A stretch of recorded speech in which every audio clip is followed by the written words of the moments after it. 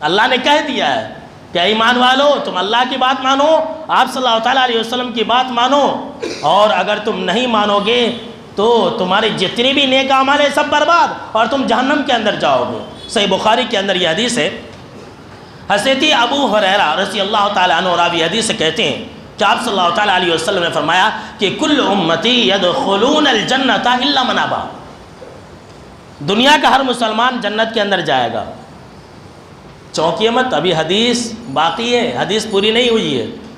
کیا کہا آپ صلی اللہ تعالیٰ علیہ وسلم نے کہ میرا جو امتی ہوگا، جو میرے اوپر ایمان رکھے گا، ہر مسلمان جنت کے اندر جائے گا الا من ابا، مگر جس نے انکار کیا۔ صحابہ کرام نے کہا کہ اللہ کے نبی اکرم و مکرم صلی اللہ تعالیٰ علیہ وسلم کس نے آپ کا انکار کیا؟ تب آپ صلی اللہ تعالیٰ علیہ وسلم نے کہا کہ من اطاعنی دخل الجنہ ومن عصانی فقد ابا، جس نے میری اطاعت کی جنت کے اندر داخل ہوا، جس نے میری نافرمانی کی اس نے میرا انکار کیا۔ اللہ اکبر۔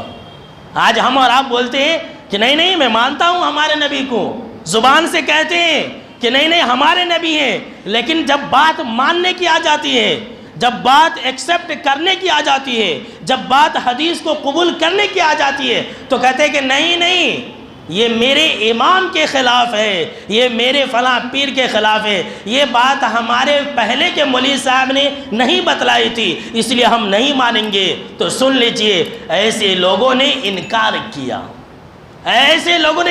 کیا، انکار صرف زبان سے نہیں ہوتا ہے، عمل سے بھی انکار ہوتا ہے۔